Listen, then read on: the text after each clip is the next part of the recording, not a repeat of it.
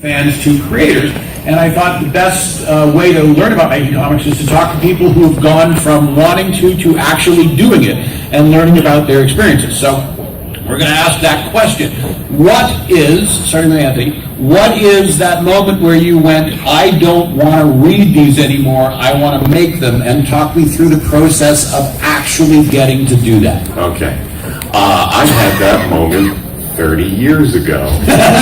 And so it's a quick process. Yeah, it is. No, I honestly had that moment in my teens where, like a lot of people, that you're reading comics and you start drawing characters. You start mimicking what you see, and you realize that this is something that you could actually do. You could be creative and make your own.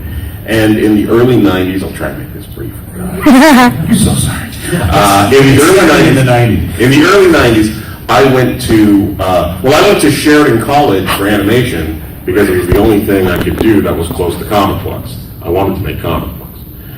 In the early 90s, and then I dropped out. And then I'm my mother's greatest mistake. That's my brother. In the early 90s, I went to San Diego 4 years in a row, 93, 94, 95, 96. Because I was trying to break in as a writer, and I didn't know my ass from a hole in the ground. I did not know what I did not know, and I had 4 very nice trips to San Diego, but I obviously didn't break in. And about 5 years ago, I decided I was tired of my day job, and I wanted to do something creative again, and I started writing again. And I came up with the idea for the first hero, and started developing it. And one of the things San Diego had done for me is it introduced me to an artist by the name of Lee Moder, who had done Wonder Woman and Legion of Superheroes, and we've become, best friends since I lived with him in Pittsburgh for a while. I had the idea, and I said, I'm starting to write again. I called him, and I said, you're going to draw this, and he said, okay. So that's the trick. Roommates with Lee Moder. No, the real trick is decide you want to do it and do it. Along the way, you're going to have to learn a lot of things, and coming to a convention and talking to people like Ty. Like, I've known Ty forever, but I didn't, in the early 90s, I didn't know that I could ask friends like Ty, what should I be doing? And get that advice firsthand. Well, if we could, let's be really specific about what, because it's impossible for everybody here to be roommates with Lee Moder. He's not that he's not that popular. The idea of how do you actually take that first step? A journey of 1,000 miles begins with a single step. What is that first step to go from I have an idea to, and in fact, let's do this to Megan. What's that first step from I have an idea? Because we all have ideas. Everybody here has ideas, and some of them are probably terrific. But how do we go? How do I make this idea into a reality? Who do I talk to? Who do I see? What do I do? I think a lot of it depends on what you. A lot of people they want to take their time and like, oh, I'm not done writing it, or I'm not done the character designs. I want to make sure it's good. It's like, that's the enemy of getting anything done. Just do it. Like, I got dared to start my first comic when I came out of school. I'm going to name drop this show. Scott Chandler, he was my scripting teacher in school, and he saw me at Fan Expo 2010, and he's like, start a webcomic in 2 months. And that was Fake Off. And so that was in 2010, and now I'm on a panel with Ty Templeton. I'm going to say a sort of similar process for me. Not about how I broke into comics, because you guys couldn't replicate. You guys couldn't replicate how I broke into comics. I was living with Lee Moder at the time. A couple of years ago, it occurred to me that I wanted to start doing a webcomic, not because I needed the exposure or anything, because I was already drawing Batman for DC, but I wanted to do webcomic because I wanted to create a process that did not have an editor over my shoulder going, don't do that. And I wanted to be able to create something that no one got to say anything about but me. So I said to my wife, I think I want to start a webcomic. And she goes, okay, well, what we've got to do is we got to promote it. We have to create some advertising and put it up online, and we got to buy some advertising space at bleedingcool.com or something like that. And I said, no, I'm just going to do it on Saturday, because it was like Thursday. And on Saturday, I wrote and drew the first installment and put it up. Because to me, advertising this thing is coming, why not just simply put it there and then a few weeks later go, this thing's already here. Yeah. And so the first week, we probably had no readers. I probably had no more than 100 readers by the first week. But by the fourth or fifth week, suddenly Bleeding Cool was going, hey, Ty Devlin's got a webcomic, let's talk about this. And by the fourth or fifth week, I was having 10,000 readers a week. So, again, I have a slight advantage because I was already drawing Batman, so people knew who I was. But to me, the point of that story is don't come up with reasons why you are putting off your creativity. Just make it, build a baseball diamond in your cornfield, and they will show up and play. So, as Megan was just saying, if you want it, do it. But I mean, the second step is do it and make sure people can see it. Because the great thing about webcomics is we all have access to the internet. It doesn't cost a penny. There is no print cost. There's no ink cost. You just make one. And if it's good, because these guys make good comics, if it's good, people will discover it, and then you'll eventually get somebody to go, I want to promote this for you, or I want to write an article about this for you, or I want to put this on my web comic and link to it and all that other stuff. And so the best advice in the universe is stop looking for reasons not to do something. Just do. How many of you in here are writers, not artists, and would like to do comics? Is there anybody? Yeah, okay. All right. I can draw, but not as well as I want to publish something like this. Write the thing. Don't, Megan and Ty both said, don't give yourself a reason not to do it. Write it. You can find an artist. Ty's joking about me being friends with Lee Moder. I lost Lee Moder before the thing. He actually doesn't draw the first hero. No, he doesn't. He did the original character designs for me, but at the time he and Ron Mars got a deal with Image for Shinku, and I lost Lee Moder. And I had to go out into the world on my own and find somebody else. DeviantArt is a great place, and I'll joke about DeviantArt sometimes, but DeviantArt, when I needed an artist, I sat at work one night with my iPad and narrowed down to sequential pages of art and zipped through literally 20,000 images, and I'd find something I like, I'd open the politest email I could write. Dear so-and-so, my name is, and I'm doing this thing, and blah, blah, blah, blah, blah. And with a lot of things in life, you might get 1,000 no's and then get the one yes. And the one yes is the person who will join with you in your mission. One thing I'd also add, if you're a writer looking to build relationships with artists, a big recommendation would be anthologies. Because a lot of the time, if you find an anthology and you submit to whatever the theme is, they will partner you up with an artist. And so that's an opportunity to work with an artist where you don't have to pay out of pocket for the page rate the first time. And so that's a really great way to get your feet wet. It's also a great way, if it's your first time making a comic, to find out what it's like working with an artist, what it's like working with an editor, hitting a deadline. Okay, so let's do some actual bricks and mortars to answer this. Are there anthologies in this city that you would recommend to try to get on? Because I'll suggest one. If anybody here in the city has heard of Tito Comics, which is Toronto Comics, it is there you go. Thanks, Mom. Toronto Comics is an anthology published entirely by local Toronto people, and the only prerequisite is if you want to contribute to Toronto Comics, you have to tell a story that takes place inside the city. So if you want to tell a ghost story or a monster pirate story or a story about demonic possession or science fiction time travelers, I just want to see the CN Tower in the background. And as soon as I see, there's a vampire hell, just ran by on the steps.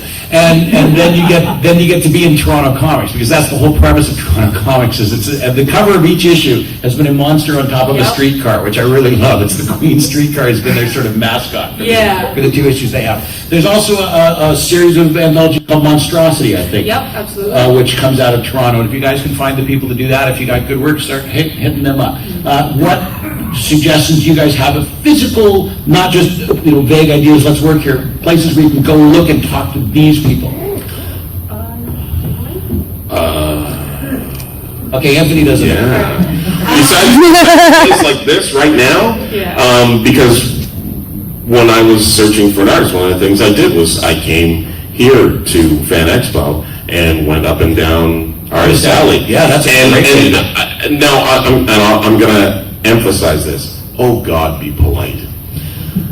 Oh, please be polite. Please say. And that counts for the artist too, by the way. Yeah. Because there's no reason to be an ass to anybody. If you're sincere and you're polite, people will give you the time of day. And maybe they can't participate in what you're doing, but at least, maybe they'll give you a couple of seconds of feedback, but at least they should be polite back to you. And that, man, there's nothing worse than a bad interaction to drag you down while you're trying to do something earnest. So, but yeah, a place like this, especially with the size of Artist Alley, maybe you find somebody maybe you find the artist who's looking for a writer or the writer who's looking for an artist, and you can get together.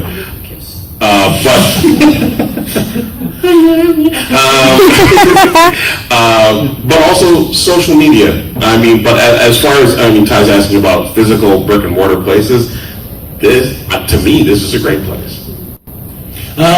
Next question I want to ask you guys is, because the title of this thing is How to Make Comics. What is your process? And I want to start with you. Because you're an artist and a writer. You write your own project and you draw your own project. So what is the nuts and bolts of your process? When you have, for instance, for Godslave, you've just come from doing a series of books. What made you go, all right, I'm finished with this character, I want to go on to another character. How did that whole process go? Right. I'll say that Godslave is about Egyptian mythology, and I've always had a vague interest in that. And I actually started working on researching it and writing it while I was doing the ending of Takeoff. And so for a subject like that, I wanted to get the research right. I spent about 1.5 years in libraries, sitting in on university classes. Holy cow, that's dedication. But I was doing that while working on Takeoff. So I know I said, just start it, don't care, just write it, do it. I was already doing a comic when I decided I want to take my time and just make sure I get this right. And once Takeoff ended, I gave myself 2 months to launch Godslave. In those 2 months, I was wrapping up some freelance, and I got about 8 to 10 pages done to launch the website with. And so Godslave, I did about 1 year of research, and the writing, for me with writing, everyone has a different process. I play it a little loose. I have a general idea of where I want to go with each chapter, and then as I'm working in the scenes, I'm getting a better idea of what's the dialogue, what are the emotional beats I'm hitting, and that's while I'm hitting 2 updates a week. And so while I'm writing it, I'm still working on it consistently and making sure there's something for them to read every week. And so I write it, I start the page, I draw and ink traditionally, and then I color digitally, and then it's usually the night before I'm really stressed out with a lot of iced coffees, like, go ahead, that I'm doing.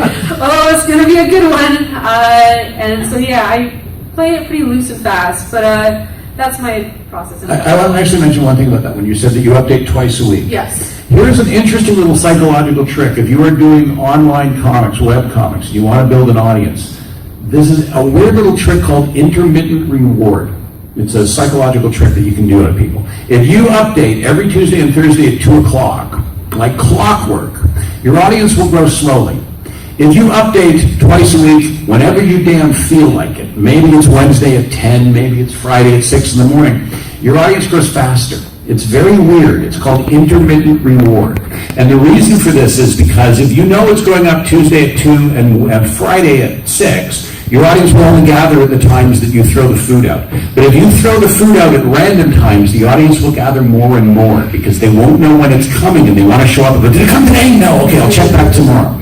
And as weird as that is, because you're still getting the same people checking more than once, but your numbers go up. And as your numbers go up, people start to talk about the fact that, hey, everybody's looking at this thing. And you're not producing more work that way than you would the other way, but you're producing more irritable and unhappy readers who want to come back.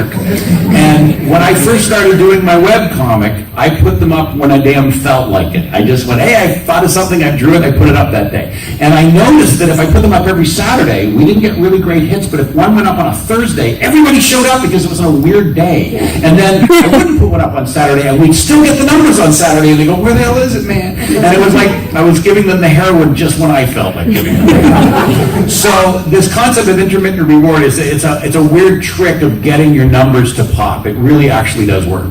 So screw with them a little. No, not a little, a lot.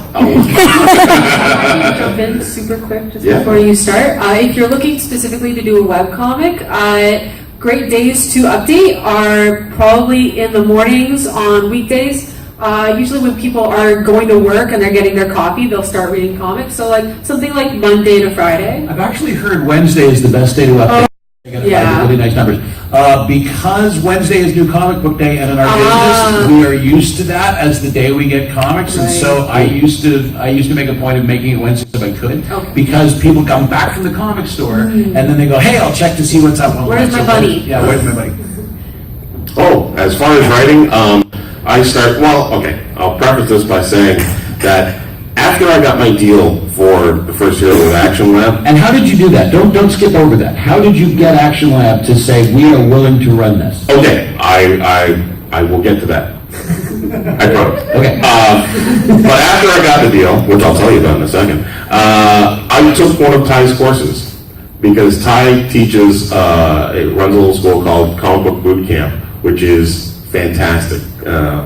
He won't pat himself in the back. I will. He's a friggin' genius. Oh, good. But for me, I start with the high concept. I have another book that I'm just kind of mincing around with called Heroes of Homer and Sea. The high concept: 2 twin 12-year-old superheroes lose their powers. Their scientist parents send them back to public school. I start with that, and then I just branch out. I want that, like the thesis statement of a high school essay. I want that line in my head to grab onto and work from. I use a lot of the techniques that Ty taught me, as far as visual story mapping and then breaking it down into panels. And I'll show you the book that I have. I have a Moleskine notebook that I spend time ruling out 22 panels into, and then start writing into that, and break stuff down into basic ideas for pages, and then panels on that page, and then I'll sit down at my computer and I'll type all those little one lines for each panel out, and then I'll go through them again and start breaking them down, adding descriptions, adding information for the artist, adding dialogue. Sometimes if a scene is dialogue heavy, I write the dialogue first, and then I break it into panels, and because my panels can go from Jake and Chuck to 400 words about what the flower is on the vase, and so it depends. But I break it down and down and down, and like add to it and add to it. My scripts end up being about 5,000 words. The process you're talking about, if I can just give it to them really quickly. The fastest and best way to make your script work is if you know how many pages it's going to be. Let's say that you know your each installment is going to be 22 pages or something like that. Then what you do is you take 22 boxes, which is what he was discussing, and each box gets a single sentence title of what is happening on that page. You do not describe in detail what's happening on the page. For instance, if I was going to break down a 22-page story about the origin of Superman, the first page would just simply have the title Life on Krypton. The second page would be Jor-El argues with the council. The third title would be Talks to the wife. The fourth page would probably be titled The Rumbling Begins. Page 5 would be The Rocket Launches. Page 6 would be Kaboom. And I wouldn't work out every detail of that, but I would get eventually the 22-page titles intact. And that's once I know what all 22 pages are, what the title of each page is, I can see the overall structure of my story, where the arc goes, what the events happen, where they happen in time. And I can have all 22 of those things in front of me at once. And I can go, oh, you know what? Page 6 should be page 9. And hey, you know what? Page 6 and 7 is a little short, so I'm going to expand that out to 3 pages. And you make all those decisions, which is called story mapping. You make a map of the whole story. You make all these decisions before you write a single scene or a single line of dialogue. You're just simply going, that is the page in which that character discovers this, or that's the page in which this character dies. And you don't worry about how to pace it until the entire story is mapped. And if you do that, you will discover that writing is not an arduous process, because you never have to eliminate things. You don't have to edit out scenes. You don't overwrite and say, oh, I overwrote, I have to cut that scene down. You're filling the space that you made for that story. I like to describe it as, it's making a jigsaw puzzle where you know the shape of the pieces, but you have no idea what the picture is. Because I know exactly where each piece goes, I just don't know what the picture's gonna make when it's all done. So that's what Anthony's Yeah, talking about. and it's made a world of difference in The publisher. How do you get to the publisher? One of the things I didn't know in San Diego that I know now is that editors want it spoon-fed to them. You're going to get the opportunity once you've got your script, you've got your comic, you're going to get the opportunity, or you're going to make the opportunity to present it to an editor. They want to see the finished product. What I do now is I come up with my idea, I write my script, I take the first usually 8 to 10 pages, I get my artist to draw those, okay? I have a letterer colorist, I get him to letter and color them. I give them a sample of what the book is to say, this is what the series is going to be, this is what the story arc is going to be. Present it. It's the introduction, it's the preface, whatever word you want to use. And then there's a great resource online, I think his name is Peter Tilo, who has a little blog site that it's called Submission Guidelines for Every Publisher. And this guy has Is the launch site called Submission Guidelines? if I will look it up. I'll look it up online here in a second. That's And like the headline, right? Yeah. The blog post. Yeah. You can Google that expression. You can Google it, and he has taken the time, and every couple of years he updates it. I was nudging him a few years ago to update it. And you can go through it, and you can see all these publishers and what they want, and there's kind of a baseline. But I create an ash can, which is as a PDF or sometimes printed out, those 8 sample pages, colored and lettered and inked, and then some character designs, a synopsis for the entire series, a 1-paragraph breakdown of each issue in that story arc, and a little information about me, because who the hell am I? And contact information, because if you don't put in your contact information, how the hell are they supposed to say, hey, this is brilliant, we want this? And I sent that out.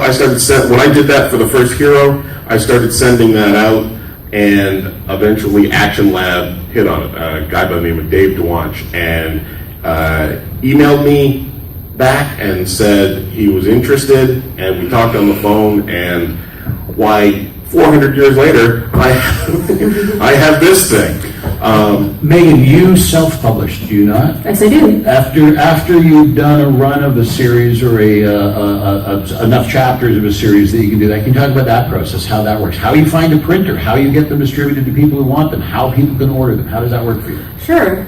So I am in the business of giving my work away for free. I do a webcomic, so everything is online. And basically that helps show people the entire story, it advertises to them. And the comics industry is kind of weird. The comics fans are a little weird in that, weirdos. But yeah, even though they get it for free, we still really love the physicality of a book. We love and so kill a tree. The book. And when you self-publish, it is a lot of learning how to do things on the fly. I had to learn how to lay out a book. I had to learn how to find a publisher. And well, how do you do that? How do you find a printer, for instance? not a publisher, a printer. Pardon me. So a printer. There are a couple in Toronto. I'm still doing small runs for each show I do and whatever I do online. And so a lot of printers. What they do is your minimum order needs to be 200 books or more, because the bulk of the cost of printing is turning the machine on. And so a lot of printers, it's a 200 minimum order. There are services that if you look for called print on demand, which means that the price of the book does not change, but it is significantly lower. And so my printer, it's like a branch off of Amazon. It's called CreateSpace. I have a 90-page full-color, perfect bound book, and it was $7 a book, which is cheaper than any other print-on-demand service I could find in And Toronto. you retail them for what, like 15, 20? $20. Okay, so And- that's a nice turnaround. on it. Absolutely. So that covers my printing, that covers my shipping, and so yeah, it's a lot of trial run. You know, you got to do the legwork. You got to find a printer that serves you. There's another printer called Print Ninja that I've heard really great things about. They helped print an anthology I'm a part of called Valor. You can pick up at my table at P11. So they're really good, and I know the Johnny Canuck or the Nelvana books. They are printed somewhere in Quebec. Yep. Called Transcontinental. So yeah, there are a lot of different places you can do. One of the things that sort of both of you were talking about, I like to sum up in a very simple sentence, which is, as Anthony was saying, if you want to get a publisher, and as you're saying, if you want to get a reader, never ever tell anybody what you're going to do. Show them what you've done. It's a very, very different world. A publisher does not want to have someone say to them, hey, I've got this great idea. Here's all the ideas I've got. They're going to be great when I get around to doing them. Because everybody has the potential to make Citizen Kane or Indiana Jones. We all have that potential. But a publisher needs to see that you have done it already. It's not a question of here's what I'm planning to do. Here's all my great pie-in-the-sky ideas. So if you live with that in your heart, tattoo it on your arm. Never tell them what you'll do. Show them what you've done. Correct me if I'm wrong, either of you. It's also like editors or publishers, they won't take just scripts. No, actually, there's reason for that. I work for The Simpsons quite a bit, and we have it in our contracts that if one of you guys walks up to us and starts telling me a Simpsons idea, I have to, by contract, stick my fingers in my ears and start humming. Because we are not allowed to listen to ideas about these characters from the general public for this very specific reason. If you walk up to me and say, I've got this great idea where Homer buys a boat, and I am working on an issue where Homer is on a boat, for whatever reason, maybe he's completely different from your premise, but you will then, 3 months later, see that issue of The Simpsons with Homer on a boat and think I stole your idea. So you'll come up to me and go, I'm suing you because I said Homer on a boat and you put Homer on a boat. So when you start submitting ideas to publishers using their characters in scripts, they will never open the envelope. They will, in fact, throw them away unopened if they idea that you said boat when they were working on a movie or a script or idea with a boat. So it is an unfortunate problem that you cannot just send unsolicited scripts to publishers to show off how good you are. But I will tell you this special trick. If you are looking to create buzz with a publisher and you have an ash can, which is a small print run of like less than 50 copies or something, handing them out at conventions to editors is a great idea. Here's why. Because I go to out-of-town conventions all the time. I have to have something to read on the plane home. And I will not read a script on the plane home, but I will read a comic book because I like comic books. So I'm in this business. In fact, I come home from conventions with comic books that I purchased from dealers and stuff. But if I get handed a comic book by somebody who's aspiring to do work, and they hand me one, I will read that on the plane because they made the thing, they finished their product, and it's worth doing. And I have more than once discovered on that trip home, damn, that was a good little comic book. And I have landed and then called somebody and said, I got handed this thing in Edmonton, and I read it on the way home, and damn, you should call this guy. And I've called up editors and actually made that effort because that person made an effort to show me what they did. And I've hooked up, the most memorable one for me was there was a comic book called Privateers, which was being written and drawn by this guy named Tom Grummett. And I met him in Calgary many, many years ago, and he handed me this Privateers comic, and I read it on the plane home, and he had his phone number, and I called him as soon as I landed, and I went, damn, that was good. Why are you working? Why are you getting work? And he goes, I don't know, I haven't met the right person. I went, okay, I'm calling some people. And because of how much I love that issue of the Privateers, Tom was drawing Wonder Woman by that Friday, because I called up the Wonder Woman editor, who was a friend of mine, and I just begged her to hire Tom. I just went, you're hiring this guy. I'm sending you his comic. And again, I had a copy to send to her. And he ended up doing Wonder Woman. From there, he ended up going on to kill Superman a couple of years later. So every now and then when I run into Tom, he always goes, thank you, you bought me my house. And I go, Tom, you did the work. You just happened to hook up with somebody who was willing to pass that work along. So an actual printed comic, even if you print it on a Xerox machine, if you print it on, your home printer, the thing that's the actual physical object that you're trying to make, put that in the hands of somebody who cares about it, and you're on your way. Never say here. If Tom had walked up to me and said, "I have this great idea for a comic called Privateers," you're going to love it the day I read it. Tom, Yeah, it's good to meet you. in Thanks. Calgary. Yeah.